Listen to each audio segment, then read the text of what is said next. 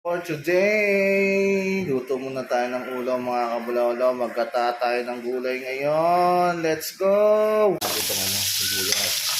Sibuyas tsaka bawang.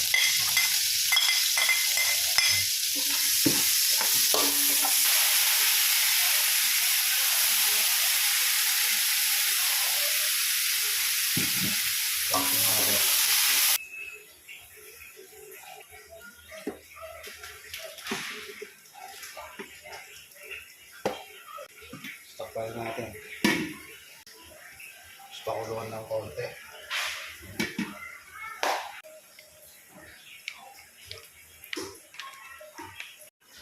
Okay, so paluto na siya. Hintayin naman natin lumapot ng gusto at maluto yung kalabasa. Paluto na siya.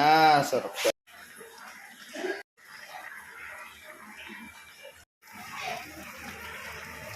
Sarap na. Sarap mga kabulaw-law. Kabulaw-law. Kain na tayo. Umihiwalay na. Nag-orange na siya kasi luto na ang ating kalabasa. Kainan na. Let's go!